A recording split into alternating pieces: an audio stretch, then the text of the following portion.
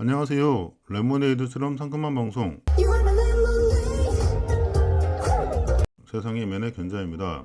오늘부터는 석유에 대해 말씀드릴 텐데요. 크게 석유의 기원, 석유의 역사, 페트로달러 시스템, 석유 전쟁 등으로 나눠서 말씀드릴까 합니다. 참고한 자료입니다. 데니얼 예긴 씨의 황금의 샘, 윌리엄 앵갈 씨의 석유 지정학이 파헤친 20세기 세계사의 진실과 미스스 라이즈 앤 오일 워즈, 론 처너 씨의 부의 조국 록펠러, 히로세 다카시 씨의 제1권력, 블라디미르 쿠체르프 교수의 탄화수소와 석유와 가스 퇴적물 형성의 비생물학적 심층 기원이라는 논문, 그리고 박윤규님의 프레시안, 미국은 왜 전쟁을 하는가 시리즈입니다. 원래 저희 방송이 음모론, 이면의 역사를 추구하다 보니 앵갈 씨의 책 위주로 하려고 했는데 일반적인 석유의 역사 자체가 잘 알려져 있지 않다 보니까 예긴 씨의 책 내용도 정리해서 들려드릴까 합니다. 일반적인 이야기는 예긴 씨의 주장을 따르고요. 이면의 역사는 앵갈 씨의 관점을 따르려고 합니다. 참고로 다른 방송과 달리 제가 참고한 자료들을 먼저 소개하는 이유입니다.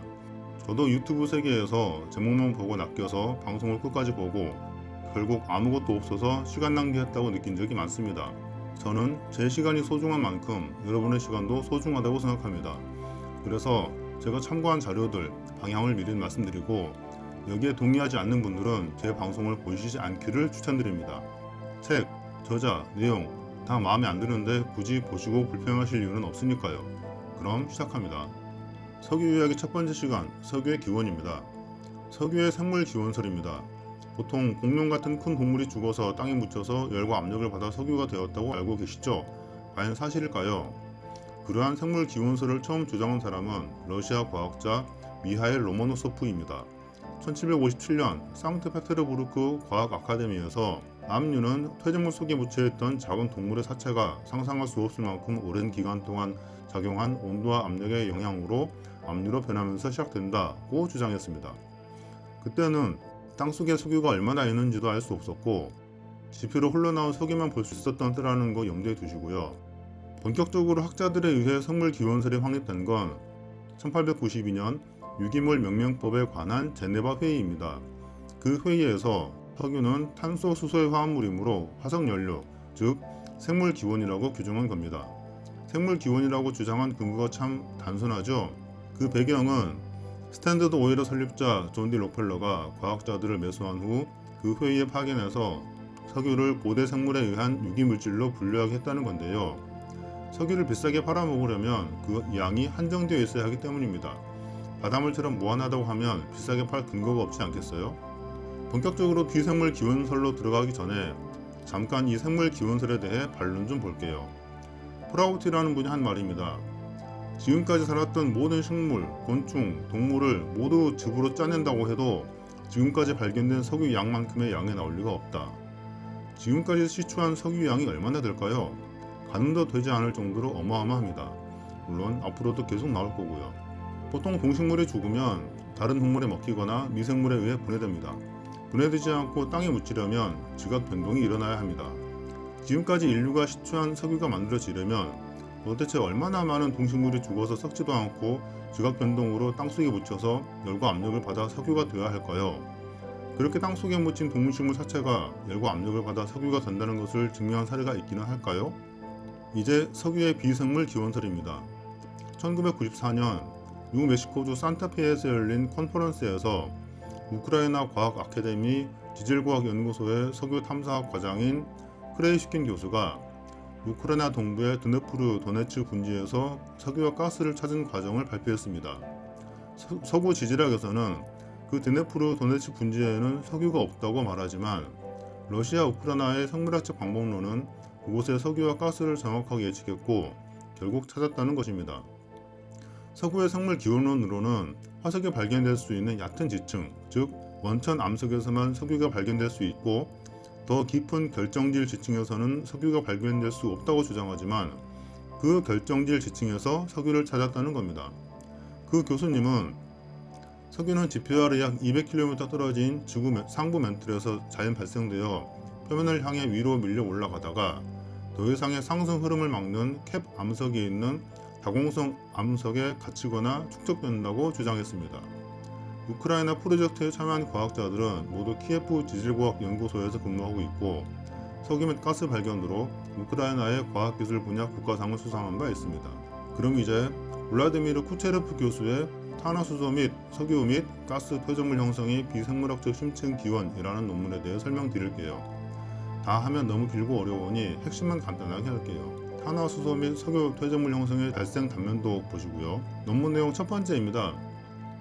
지하 깊은 곳에서 탄화수소가 만들어지려면 세 가지, 즉 첫 번째, 적절히 높은 압력과 온도, 두 번째, 탄소 및 수소 기부자 공급처, 세 번째, 열역학적으로 유리한 반응 환경이 있으면 된다고 가정했습니다. 그리고 이걸 실험으로 증명했는데요.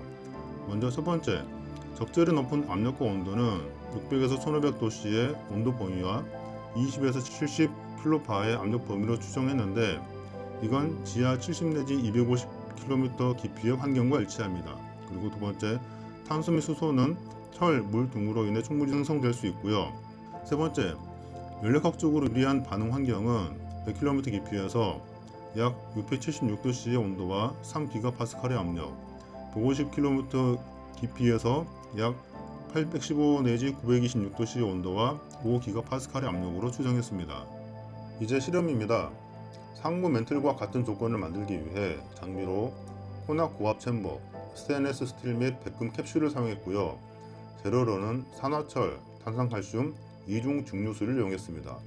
방법으로 첫 번째, 재료를 채운 캡슐을 고압 챔버에 넣고 압력을 가한 다음 특정 압력과 온도로 가열합니다. 두 번째, 필요한 시간 동안 챔버에서 처리한 후 실온으로 담금질한 다음 압력을 정상 압력으로 낮추고요. 세 번째, 반응 생성물의 조성을 질량 분석법, 가스 크로마토그래피 및 엑스레이로 연구합니다. 이제 그 결과입니다. 초기 산화철, 탄산칼슘, 이중 증류수를 써서 실험한 결과 5 내지 11GPa의 압력과 426 내지 815도씨 온도 범위에서 탄산칼슘 더하기 산화철 더하기 물은 산화칼슘 더하기 마그네타이트 더하기 메탄으로 되는 이러한 결과를 얻었습니다. 여기 메탄 보이시죠? 이 메탄을 482도 내지 1371도씨의 온도와 1 내지 14GPa의 압력 범위에서 실험합니다. 압력 2 내지 5GPa, 온도 482 내지 815도씨 구간에서 메탄으로부터 더 무거운 알칸이 형성됩니다. 그리고 815도씨보다 더 높은 온도에서 메탄은 탄소와 수소 분자로 해리됩니다. 결과적으로 이러한 식으로 공유가 될 수 있는데요. 최대 부탄 내지 이소부틸렌까지 탄화수소가 나타난다고 할 수 있습니다. 결론적으로 지구의 멘틀에서 이러한 탄화수소가 생성될 수 있다는 걸 실험으로 증명했다고 보시면 되겠습니다. 고등학교 때 화학 다 배우셨으니까 이 정도는 쉽게 이해하시죠? 이해하셨으리라 믿고 넘어갑니다. 논문 내용 두 번째입니다. 석유 지질학 이론에서는 선칸부력의 결정질 지층에서는 석유나 가스를 발견할 수 없다고 주장합니다. 아까도 말씀드렸지만 그땐 공룡이 없었으니까요. 그러나 결정질 지층 중 전 세계 29개국 60개 퇴적 분지에 496개의 유전 및 가스전이 있고요. 이 중 55개 유전은 거대 유전으로 분류됩니다. 내장량은 천연가스 9332 곱하기 10의 9승 세제곱미터, 원유는 32837 곱하기 10의 6승 톤이고요. 이는 전세계 가체 매장량 중 석유는 18%, 천연가스는 약 5.4%에 해당합니다. 논문 내용 세 번째입니다. 기존 석유 지질학 이론에서는 지하 5km보다 더 깊은 곳에서는 석유가 안 나온다고 합니다. 화석이 발견되는 한계이거든요. 그러나 전 세계 수심 5 내지 10km에 1000개 이상의 석유 매장층이 존재합니다.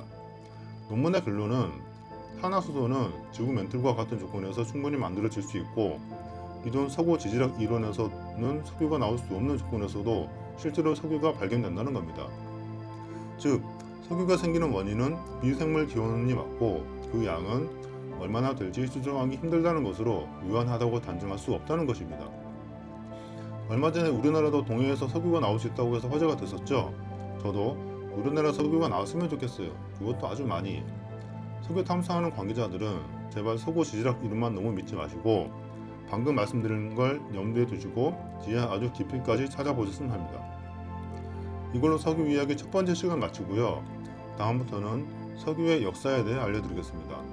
오늘도 재밌게 보셨다면 구독과 좋아요, 댓글까지 부탁드립니다. 지금까지 레모네이드처럼 상큼한 방송 세상의 면의 견자였습니다. 감사합니다.